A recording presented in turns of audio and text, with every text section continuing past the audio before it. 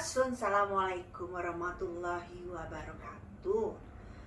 Apa kabarnya sahabat di rumah? Semoga dalam keadaan sehat walafiat. Dan untuk yang beragama Islam, wah bahagia banget dong. Sebentar lagi kita akan merayakan Idul Fitri, yang insya Allah hari Sabtu ya kita merayakan serentak.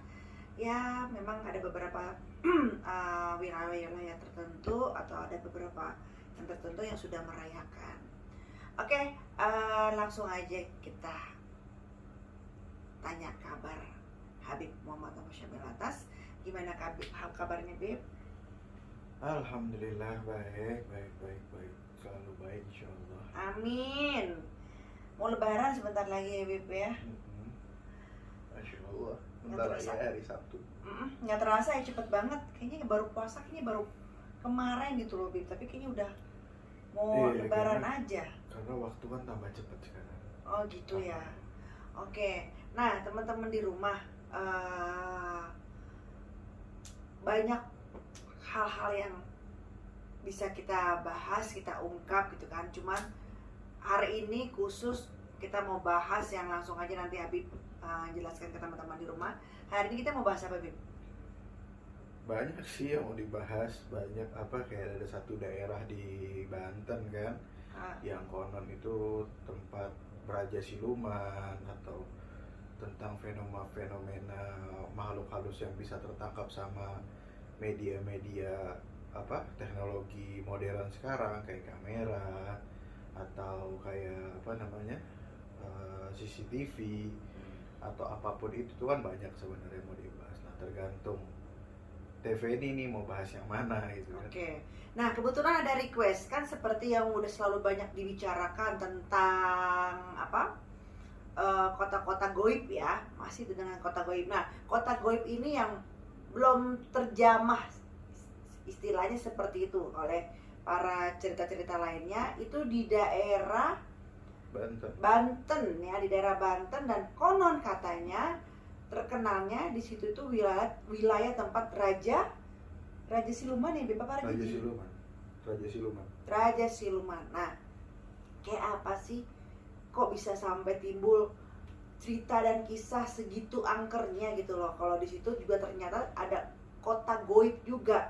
Mungkin teman-teman di rumah masih bertanya-tanya gitu kan. Apa iya di daerah Banten ada? Itu daerah mana itu? Serang ya? Caringin Serang. Itu ada satu kerajaan namanya kan Medanggili kan kalau nggak salah, Medanggili kalau nggak salah. Itu dari ada satu raja, agak lupa sih namanya, Pucukumun kalau nggak salah nama raja itu, yang memang beragama saat itu kan masih menyembah leluhur lah, atau bahasanya menyembah leluhur atau menyembah nenek moyang kan. Nah di situ kan emang ada perseteruan antara Sultan Hasanuddin Banten saat itu ingin melawan kerajaan Medanggili ini untuk menyebarkan agama Islam di situ. Terus memang banyak versi-versi yang lain sih, kayak Medanggili ini pertamanya itu dipimpin oleh satu kerajaan, satu raja yang dibilang itu Sri Maharaja Sunda, atau kalau misalkan dari bahasa kebudayaan atau dari bahasa Sanskerta dibilang Sang Hyang Wisnu. Itu anaknya Sang Hyang Guru. Kalau ini dari sejarah budayawan ibarat kata di zaman Purwa lah di situ, karena memang ceritanya Sang Hyang Batara Guru ini disuruh sama Sang Hyang Penang, yaitu Yang Maha Esa, untuk ibarat kata dari nirwana ini ke bawah bumi ini untuk mengajarkan tentang sistem pemerintahan di dunia atau di wilayah Jawa saat itu kepada manusia-manusia yang memang sudah berkembang pesat di daerah Jawa. Nah dulu ini kan Indonesia ini Nusantara satu, ada Sumatera, terus Jawa, Bali, terus wilayah-wilayah itu kan jadi satu sebenarnya. Kalimantan, Sulawesi itu satu pondasi atau satu pulau sebenarnya. Nah karena ada gempa bumi atau bencana alam jadi pecah. Makanya kan antara Sumatera Barat sama Banten ini kan cuma Selat Sunda kan. misalkan kita mau ke Bakahuni, itu kan tinggal dari Merak nyebrang sebentar aja ke situ. Padahal kan mereka dulunya satu. Dari Sangyang Sirah kepada Sumatera Barat itu sebenarnya satu. Terus yang dari Bali juga, Banyuwangi sama Lombok atau Bali itu kan sebenarnya satu kesatuan gitu loh. Bahkan sampai Australia pun sebenarnya satu kesatuan di situ sama Papua Nugini. Makanya kalau misalkan dalam kebudayaan itu disebutkan Nusantara. Belum ada Batavia, belum ada sebutan Lampung atau Palembang atau apa, masih satu kesatuan yang namanya Nusantara. Oke. Nah itu kalau jadi ada berbagai macam versi gitu kan ya, maksudnya kalau kita dari bahas dari segi Sanskerta gitu kan. Nah kalau dari sejarah sendiri memang di situ ada peninggalan-peninggalan sejarah juga. Kalau boleh kita koreksi ke belakang gitu kan, bahwa kerajaan tersebut itu ada hubungannya dengan Pajajaran juga nggak, Bib? Ada Pakuan sebenarnya. atau gimana? Ada sebenarnya gitu kan, pecahan dari Pajajaran, kesatuan apa namanya, saat itu kerajaan terbesar itu kan Pajajaran. Di daerah memang Pajajaran Barat atau daerah Banten yang misalkan disebut Banten, terus Tangerang, terus daerah apa namanya, Bandung atau Purwakarta itu kan disebut Pasundan. Nah, sananya lagi disebut Caruban, yang Cirebon sekarang. Terus ada daerah ke sini Sukabumi, terus apa namanya, Tasikmalaya atau apa, Cianjur itu kan disebut Pakuan. Nah, banyak apa namanya, daerah-daerah dengan nama tersebut disatukanlah dengan yang namanya Pajajaran atau yang diperintah oleh Sri Baduka Maharaja atau Prabu Siliwangi saat itu. Nah, di apa namanya, di tempat Medang Gili ini memang masih pecahan dari Pajajaran, tetap dari pecahan Pajajaran sih itu. Jadi awalnya mungkin adanya peperangan ya, Bib ya, ingin menguasai suatu wilayah tertentu ya. Terjadilah kayak sebuah perjanjian ya, Bib ya. Jadi memang sebenarnya dalam kerajaan Pajajaran ini kan banyak versinya juga gitu loh, tentang Eyang Prabu ini masih beragama Hindu atau keluarganya masih apa, kerajaan masih memang apa, memegang keyakinannya masing-masing. Memang kan kalau sejarah Eyang Prabu ini atau Eyang Prabu Siliwangi atau yang disebut Sri Baduka Maharaja atau Raden Pamanarasa, ini kan sebenarnya beliau ini raja yang agung, raja yang tidak pernah membeda-bedakan agama, yang benar-benar kalau dibilang Bhinneka Tunggal Ika itu ya Eyang Prabu gitu loh, merangkul semua apa kebudayaan, merangkul semua agama di situ, menjadikan satu rukun lah ibarat kata, rahmatan yang alamin lah sebenarnya. Sebenarnya kan Eyang Prabu ini sudah Islam, memang apa namanya, saripatinya ini kan memang kebaikan dan beliau menganut agama Islam. Cuman dari wilayah-wilayah kerajaan ini kan memang ada yang nggak masuk Islam, ada yang masih menganut Hindu, ada yang masih menganut Buddha, ada yang menganut apa namanya, Konghucu, kepercayaan Cina atau apa, itu kan banyak di situ. Cuma dirangkullah sama Eyang Prabu menjadi satu. Nah, si Raja Pucukumun ini atau yang di Medang Gili ini masih beragama Hindu. Nah, saat Eyang Prabu itu moksa, kan banyak, Eyang Prabu ini kan punya anak banyak, karena istrinya pun kan ada 151 sebenarnya di seluruh Nusantara. Nah, di wilayah Jawa itu kan ada apa namanya, Ratu Galuh, terus ada Nyimas apa, Nyi Ambet Asih, ada Nyimas Subang Larang. Nah, dari Nyimas Subang Larang ini kan punya anak 3, Walang Sungsang, Lara Santang sama Kian Santang. Nah, Lara Santang sama Walang Sungsang ini kan pergi ke Caruban, ketemu namanya Syekh Nurjati kalau nggak salah. Nah, di sini dia belajar sampai ke Mekah dan ke Madinah. Pulang ke sini Lara Santang dipersunting sama Syarif Abdullah, punya anak lah yang namanya Sunan Gunung Jati. Jadi Sunan Gunung Jati itu cucunya Eyang Prabu. Makanya kalau bilang Eyang Prabu itu nggak benar, tidak mungkin mendapatkan cucu seorang wali Allah yang bilang Sunan Gunung Jati, Syarif Hidayatullah. Nah, Syarif Hidayatullah ini menikah, salah satunya punya anak itu Sultan Hasanuddin. Nah, saat Eyang Prabu ini moksa, nah terjadilah banyak perpecahan antara Pajajaran ini dengan keegoannya masing-masing pemegang wilayah-wilayah tersebut. Ya mungkin untuk mempersatukan apa namanya Pajajaran tersebut kan susah karena tidak ada sosok Eyang kan. Eyang ini moksa. Cuman Eyang ini kan punya anak banyak dan setiap anak ini punya kerajaan masing-masing. Kayak Surawisesa punya kerajaan, dia bikin kerajaan Muara Beres. Terus apa namanya Sultan Hasanuddin dia punya kerajaan di Banten. Terus Syarif Hidayatullah punya kerajaan di Cirebon. Terus Walang Sungsang pun ikut buat kerajaan di Cirebon. Makanya disebut juga Eyang Walang Sungsang tuh ada sebutannya lagi, kayak Eyang Sake, terus Eyang siapa itu ada itu apa namanya sebutan-sebutan dari Raden Walang Sungsang tersebut. Terus ada anak-anaknya Eyang Prabu yang lain, ada yang mencar di Sukabumi, dia buat kerajaan lain atau di mana-mana kan banyak. Nah, dengan mempunyai keegoan masing-masing, gitu loh. Sama namanya manusia ini kan ada sifat keegoisan juga, mau tidak mau gitu loh. Nah, akhirnya terjadilah sedikit perpecahan. Sama kayak yang kita bahas di wilayah Banten ini tentang apa?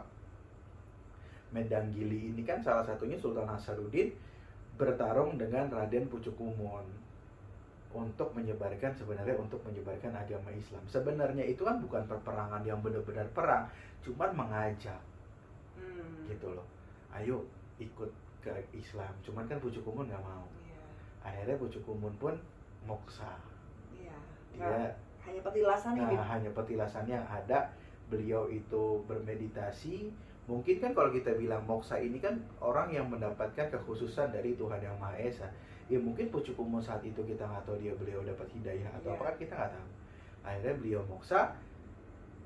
Medanggili ini terjajah atau direbut oleh Sultan Hasanuddin di Banten. Nah, para pengikut-pengikut Pucukumun ini ada yang masih menganut kepercayaan dulu gitu loh. Akhirnya dia terpisah dari kerajaan Medanggili ini, akhirnya membuat satu perkumpulan lagi yang mungkin bisa disebut suku Baduy di Banten. Jadi memang saling berkaitan ya, Bib ya? Saling berkaitan sebenarnya. Nah, kalau misalkan memang dibuat di daerah tersebut itu dibilang tempat kerajaan atau tempat ininya Raja Siluman, itu pun ada sejarahnya juga gitu loh. Ada sejarahnya dari yang tadi saya bilang, dari budayawan atau dari Sangsangkerta atau dari apa di situ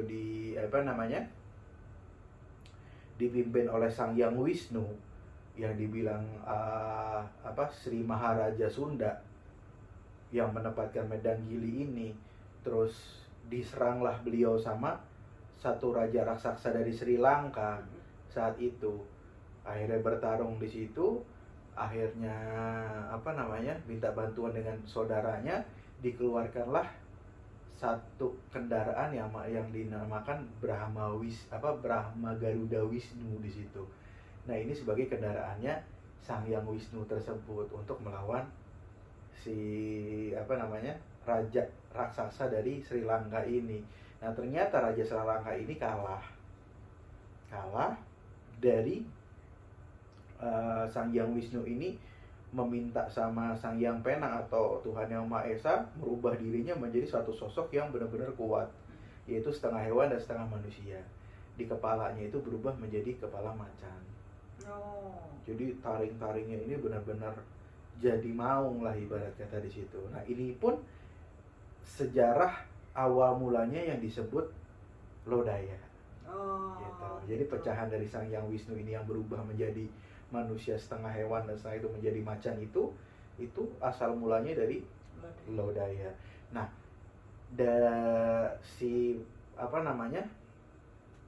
raja raksasa ini dari Sri Lanka itu pun asal mula dari Rahwana. Jadi emang ada pecahan-pecahan dari Rahwana di situ. Nah, kita nggak tahu Rahwana ini kan bisa disebut satu kerajanya Siluman. dengan mempunyai dasa muka kan, 10 muka, 10 muka sangarnya beliau gitu loh, Rahwana, yang mungkin memang punya kesetiaan cinta yang apa namanya murni saat cinta sama Dewi Sinta saat itu. Nah disitulah menjadi satu, beliau membuat kerajaan yang dibilang kerajaan siluman terbesar di Pulau Jawa. Iya. Nah, konon dari ceritanya Bib, bahwa di situ tuh banyak kisah-kisah yang istilahnya tuh menakjubkan gitu ya, seperti sering terjadinya ya pesta seperti itu. Dan pernah ada satu kisah seorang pemuda di situ tuh memang dia kebetulan dia jualan Bib, jualan makanan semua segala macam. Nah pada saat itu banyak yang beli, ya namanya diborong ya senang kan. Nah ketika udah barangan itu dia habisin semua, dikasih duit lah dia. Namun ketika menjelang subuh ya bagaimana, ternyata uang itu semua menjadi daun kayak gitu. Dan ternyata sampai detik ini bahwa di daerah situ tuh aktif dengan kegiatan goibnya.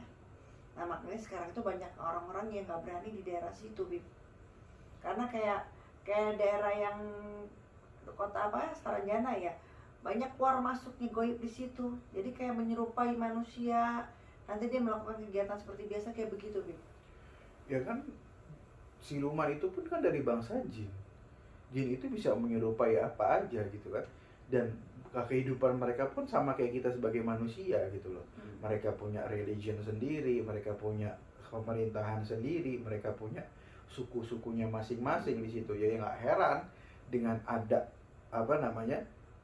interaksi dari dunia goib kepada dunia manusia itu kan banyak. Kayak tadi pemuda dibayar uang, ternyata uangnya berubah jadi daun. Ya itu sangat mungkin karena kita nggak tahu gitu loh, urusan mereka dengan manusia ini kan memang berbeda dimensi. Nah mereka pun punya kehidupan masing-masing. Mereka punya kehidupan yang mereka mau pesta, mereka mau pesta, mereka mau beribadah juga mereka beribadah sama kayak kita. Kita sebagai manusia pun sebenarnya nggak usah jauh-jauh kita berpikir, kok saya ditipu sama jin ini kok jahat banget ya, nipu pakai duit jadi daun. Sebenarnya di dunia manusia pun seperti itu kan. Ada yang cetak uang palsu. Apa bedanya uang palsu sama daun? Ya kan? Sama aja dengan sifat mereka dengan sifat manusia. Nah sebenarnya kalau manusia melakukan seperti itu, berarti kan derajatnya lebih rendah daripada jin. Gitu.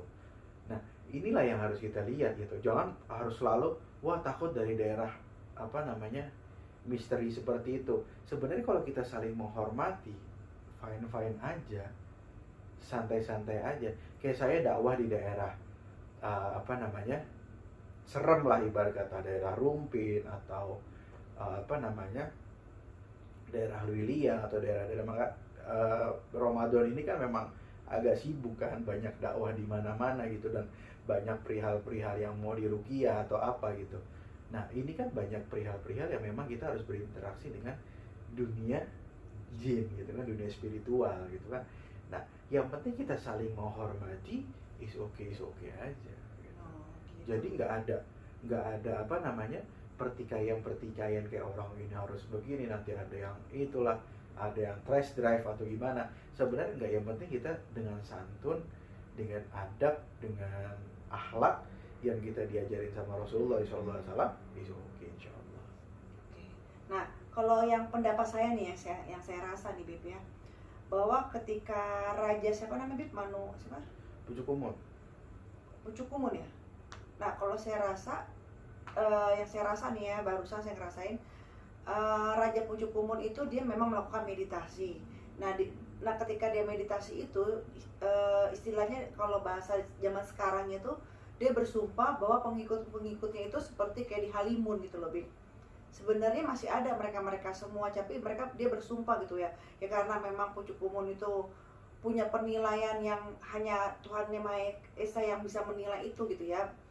Walaupun mungkin berbeda atau bagaimana, tapi kan ya Allah walam gitu, ada penilaian apa gitu, dan kita juga nggak tahu ketika mendekati ketika dia bermeditasi dia mendapatkan hidayah seperti Habib bilang. Cuman yang saya rasa nih bahwa ketika beliau melakukan meditasi ada suatu gift yang diberikan gitu loh kepada Pucuk Umun. Nah, Pucuk Umun itu karena sayang dengan rakyatnya gitu ya, sayang dengan rakyatnya, dan memang jiwa dia tuh sangat melindungi rakyatnya, sehingga dia melakukan sebuah permintaan gitu, Bib, kepada para pengikut-pengikutnya, terutama kepada pengikutnya yang setia, yang memang ngabdi sama dia. Nah, itu memang kayak ditutupin halimun. Jadi memang dia masih berdomisili di sana, masih punya apa sih, kayak wilayah-wilayahnya masih ada di sana. Cuman demi sebuah keadilan, bahwa yang Sultan Hasanuddin itu menempati yang memang secara jasad. Tapi kalau yang Pucuk Umun kerajaannya bukan secara jasad nih, istilahnya gitu loh, Bib. Sebenarnya mereka berdampingan, tapi ya karena ada sebuah batas halimun yang membatasi mereka gitu. Jadi makanya ini yang saya rasa ya, Bib ya. Jadi kenapa masih ada kegiatan-kegiatan seperti kegiatan manusia di situ gitu kan? Ya karena mereka masih ngerasa mereka masih ada di situ juga gitu loh, Bib. Gitu. Dan dan memang benar Habib bilang bahwa beliau itu moksa ada, dan sebenarnya beliau pun masih ada di situ, masih ada satu di titik di mana beliau masih di situ, masih nunggu, masih bersemayam di situ gitu loh, Bib.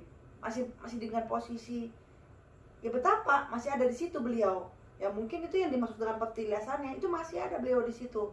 Dan untuk menjaga wilayah-wilayah itu bukan untuk mengganggu, tapi yang memang untuk tanggung jawab dia sebagai seorang raja terhadap para pengikutnya gitu, pada rakyatnya. Ini yang kalau yang saya rasain seperti itu, Bib. Tadi ya biasalah kalau kayak gitu kan kadang-kadang suka ngerasain kayak begitu. Jadi yang saya rasain sih kayak gitu. Jadi nggak salah, dan gimana ya, memang interaksi kan memang ada, dan informasi-informasi itu kan memang dari beliau ini kan kita nggak terlihat nggak terbatas dengan ruang dan waktu sebenarnya gitu. Ya mungkin memang beliau masih ada di situ, terus rakyatnya seperti ibarat kata beginilah, seperti Pajajaran, yang Prabu itu moksa, yang Prabu juga menghalimunkan kerajaannya menjadi ke dimensi lebih tinggi kan, dimensi keempat. Ya mungkin Pucuk Umun pun seperti itu gitu loh, karena memang saking tanggung jawabnya beliau dengan ibarat kata rakyatnya lah, akhirnya dimintalah kepada Tuhan Yang Maha Esa, dengan kepercayaannya dia, dengan moksanya dia, dengan meditasinya dia, dengan kesaktiannya dia, ya mungkin terjadi untuk menutupi kerajaannya saat itu. Iya, dan mungkin kalau yang manusia lihat katanya siluman atau bagaimana, bahwa itu memang para penjaga-penjaga yang menjaga bukan keturunan ya, pengikutnya Pucuk Umun gitu loh. Jadi ya memang harus dijaga dengan hal-hal seperti itu gitu loh, Bib. Karena memang ya ada sebagian yang memang ikut dengan masih setia sampai sekarang, malah udah ada yang berubah. Maksudnya berubah dalam arti kata seperti Habib bilang, ya ada yang berubah antara hewan dan manusia. Ada yang kayak sahabat-sahabatnya tertentu tuh udah ada yang berubah tuh, Bib, gitu loh, untuk menjaga wilayah itu. Karena pengikutnya pun setia sih, yang aku rasain kayak gitu. Pengikutnya setia dan sampai kapanpun siap ngabdi untuk siapa, Raja Pucuk Umun itu gitu. Ada beberapa sahabatnya yang udah nggak murni manusia, udah bisa berubah menjadi seperti kayak harimau atau bagaimana. Itu malah ada burung sih kalau yang saya rasa kayak gitu, Bib. Itu yang aku rasa. Sebenarnya sih Ramadan kayak gini nggak kepengen interaksi ya, cuman kadang-kadang gitu kalau misalnya Habib bercerita di suatu wilayah gitu kan, ya mau nggak mau, suka nggak suka, akhirnya saya masuk ke situ gitu loh ya. Yang aku dapetin tuh informasi seperti itu gitu. Sebenarnya malah ada yang disampaikan kalau memang mau ketemu sama beliau itu bisa gitu, karena beliau juga masih ada di titik itu gitu, menjaga. Kalau misalnya Habib pengen bertemu tuh bisa juga di situ gitu. Cuman kan persoalannya kalau masuk ke wilayah tertentu di sana itu kan ya pasti orang-orang akan, manusia pada umumnya akan bertanya-tanya mau ngapain nih Habib ke situ gitu loh. Tapi kalau mau ke sana ketemu dengan izin ya bisa bertemu dengan beliau karena beliau memang nggak meninggal.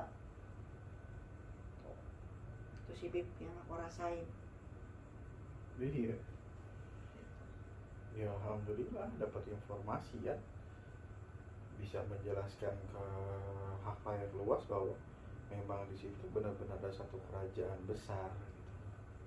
Jadi jangan berasumsi untuk jeleknya aja gitu kan, harus benar-benar digali dulu untuk mendapatkan satu sejarah atau satu informasi gitu.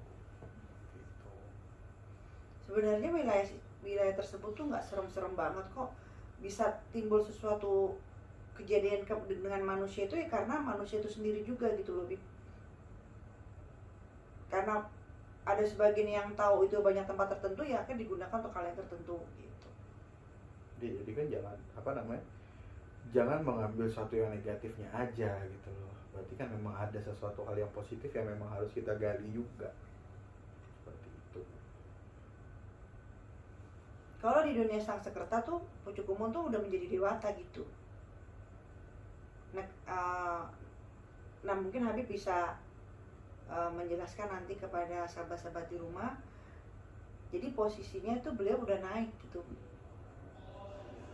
loh Bib. Nah saya nggak tahu tuh maksudnya naik tuh gimana. Ya mendapat suatu keistimewaan kan. Kayak ibarat kata kayak Sang Hyang Nadara itu kan dulunya itu kan resi. Ibarat kata dulunya itu ulama yang dia bermeditasi, terus beliau diuji dengan ujiannya, terus beliau bertobat, akhirnya dinaikkan derajatnya oleh Yang Maha Kuasa gitu, menjadi Sang Hyang. Yang tadinya resi ulama dinaikkan menjadi Sang Hyang atau dewa. Seperti itu. Ya mungkin Raden Pucuk Umon pun seperti itu gitu loh, dengan kesabarannya beliau, dengan zikirnya beliau atau caranya beliau mendekatkan diri kepada Yang Maha Esa, akhirnya kan derajatnya dinaikin sama Yang Maha Esa. Cuma barusan yang saya dapetin nih info yang saya nggak tahu nih maksudnya benar atau enggak ya, bahwa Banten akan gempa. Lihat aja. Itu Banten akan gempa, cuman ya memang tidak terlalu besar, ya agak sedikit bergoyang gitu aja sih. Yang saya dapetin informasi seperti itu gitu loh. Ya Allah alam ya, ini yang gitu deh, gimana ya, mungkin nanti bisa ngejelasin deh. Ya interaksi kan, kita nggak tahu informasi dari siapa. Ya tinggal berserah diri sama Yang Maha Kuasa aja gitu. Banten akan goyang gitu aja sih. Nah goyangnya di sini ya yang nggak Allah bibip ya gitu.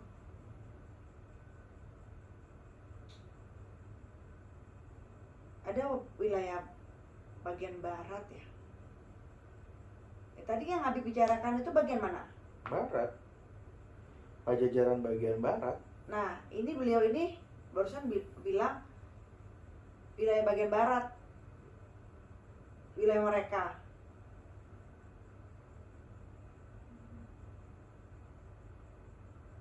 Gitu. Ya intinya dia berserah diri sama Yang Maha Kuasa. Untungnya sih ajak ngomongnya enak nih, maksudnya nggak terlalu nggak terlalu fullan gitu loh. Jadi masih bisa nyampeinnya masih enak.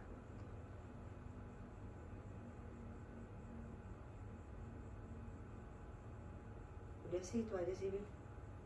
Tapi memang benar ada, dan mereka masih ada di wilayah barat.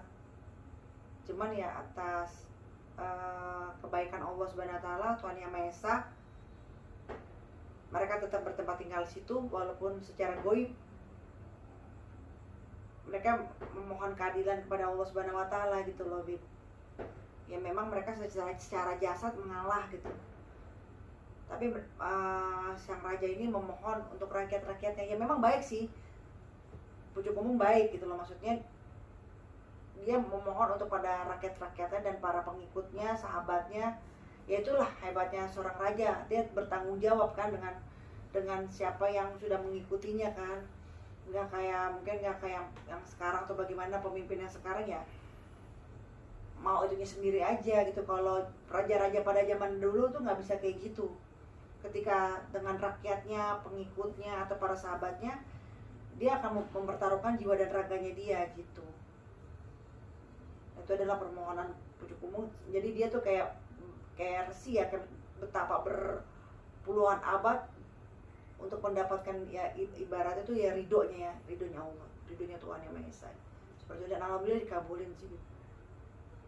Jadi akhirnya pengikutnya itu jadi makhluk beda alam. Iya, gitu ya. Aku nggak tahu bahasanya apa, pada manusia atau bukan, tapi ya biarkan itu ya Allah Subhanahu Wa Taala yang menilai kan, gitu.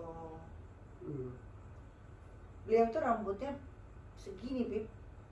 Panjang. Beliau itu rambutnya segini, ikal, rambutnya ikal. Yang saya lihat, siapa ya Bib yang dewa yang kayak ada mataharinya di sini? Surya ya. Beliau seperti itu. Mahkotanya seperti Dewa Surya. Rambutnya ikal segini. Berparasnya tuh apa ya? Nggak kayak orang Indonesia banget gitu. Maksudnya ya orang Indonesia cuman apa ya, kayak perpaduan antara Arab sama India ya, kayak gitu. Yang dilihatinnya seperti itu. Cuman yang saya bingung ini kenapa kok dia berpakaian seperti kayak Dewa Surya yang mahkotanya tuh seperti itu. Terus bertelanjang dada, hanya pakai apa? Kayak apa sih, kayak emas di sini ya. Ketika beliau melakukan itu terakhir, itu terakhir itu. Sebenarnya Sultan Nasruddin juga tahu, Bib. Tapi kan ya itu udah menjadi sebuah, ya Sultan Nasruddin juga menghargai itu ya, karena udah Sultan Nasruddin secara wilayah udah dapet. Nah kalau itu masalah wilayah tersebut dengan goib itu Sultan Nasruddin tahu sebenarnya, dan sudah terjadinya sebuah kayak perdamaian yang manusia mungkin nggak tahu, manusia pada umumnya pada nggak tahu, tapi antara raja sama raja tahu. Itu yang aku rasa kayak gitu. Sebenarnya nggak seram tempatnya, cuma keramat, bukan angker ya, apa ya, kan beda ya, antara angker dan keramat beda ya, Bib. Beda. Kalau ini lebih ke tempatnya keramat, dikeramatkan lah, disucikan lah, ibaratnya seperti itu, nggak bisa macem-macem. Iya, bukan tempat-tempat yang apa namanya, angker lah. Bukan. Dan nggak bisa dijadikan tempat wisata. Mau dibangun apapun nggak akan bisa. Karena masih banyak manusia banyak yang masih beribadah di sana, yang tidak terlihat itu masih tetap menjalankan ibadah, masih tetap. Benar kata Habib, maksudnya Habib kan bilang ada agamanya, ada apanya, benar, dan mereka itu masih menjalankan juga seperti manusia menjalankan ibadah. Seperti itu, cuma mereka lebih ke bercocok tanam, Bib. Makanya daerah situ mungkin kalau teman-teman bisa lihat tuh daerahnya agak subur ya, tanahnya. Itu. Dan yang saya lihat tuh kok kenapa banyak penghuninya laki. Ya mungkin karena permintaan ya, bahwa pengikutnya kebanyakan laki-laki gitu kan. Beliau itu kan sahabat-sahabatnya atau bagaimana yang berjuang tuh. Yang kalau saya lihat banyaknya laki-laki di sana. Itu. Cuma memang ada makhluk besar di situ. Saya nggak tahu tuh jenisnya apa tuh makhluk besar itu. Besar banget. Besar. Sebesar-besarnya, besar banget. Ibaratnya tuh apa ya? Kayak gunung kali ya. Bisa nutupin wilayah. Besar banget. Yang ngejaga gitu. Ya mungkin itu yang dibilang kali tempat Raja Sulaiman ya. Yang Habib bilang tadi apa, yang kalau secara Sangskerta itu adalah yang Sri Lanka atau gimana ya? Iya, Raja Raksasa. Nah itu bantuannya, dan dia menjaga situ memang. Walaupun bukan dari asli di situ, tapi ya mungkin nggak tahu kenapa kok dia bisa jaga di situ. Cuman yang saya ituin ya, kenapa mahkotanya kayak surya, maksudnya kayak ada matahari di sini. Kulitnya kuning mangsa coklat beliau itu. Ya terserah mau teman-teman di rumah mau percaya apa enggak. Cuman ketika apa ya bahasanya, interaksi yang disampaikan seperti itu dan yang dikasih lihat tuh seperti itu gitu. Jadi intinya yang nggak usah takut gitu loh. Kalau nggak berbuat macam-macam di sana, yang nggak usah takut. Cuma banyak yang nyari ilmu di sana, Bib. Pasti lah tempat begitu ya, pasti banyak yang nyari begitu. Banyak banget dan baik dikasih, Bib. Cuma dilihat dulu nih, kalau untuk menolong orang dikasih, tapi kalau untuk yang ya gimana gitu tuh nggak dikasih, tergantung niatnya gitu. Itu sih yang aku rasain. Dan nanti ngoceh mulu capek. Habib udah ngantuk gitu, aku rasain. Ya, interaksi kan informasi gitu kan. Dapat informasi.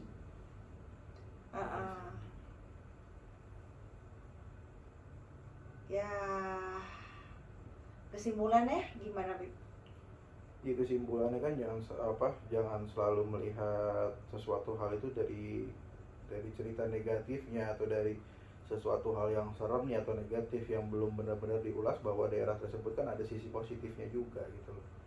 Ya harus benar-benar, kalau kita mau mengulas sejarah itu kan harus benar-benar yang dikorek benar-benar sejarah tersebut gitu loh. Jangan cuma berasumsi dengan satu sumber aja gitu loh. Jadi cuma jangan, wah tempat ini angker banyak begini, terus diambil sisi negatifnya aja gitu loh. Kan kita nggak tahu di sana masih ada sisi positifnya. Gitu. Kalau mereka masih ibadah juga kok. Gitu. Oke, baiklah sahabat-sahabat di rumah, jangan lupa nih sebelum kita menutup acara ini untuk di like, subscribe, share, komen, pokoknya share yang sebanyak-banyaknya biar kita tetap terus semangat. Dan seperti biasa selalu aku ingatkan, ketika saya sama Habib bercerita, silahkan ambil baiknya, buang buruknya, gitu ya Bib ya. Pokoknya ya sebijak-bijak mungkinlah kalian untuk mencerna semua omongan-omongan di luar sana. Oke, aku pamit bersama Habib, dan jangan lupa nih tetap jaga kesehatan untuk yang lagi mudik ya Bib ya.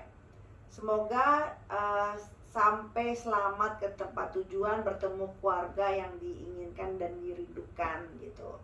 Sampai ketemu lagi di video-video selanjutnya. Saya bersama Habib ingin mengucapkan selamat Hari Raya Habib. Selamat Hari Raya Idul Fitri. Mohon maaf lahir dan batin. Mohon maaf lahir dan batin. Sampai ketemu lagi.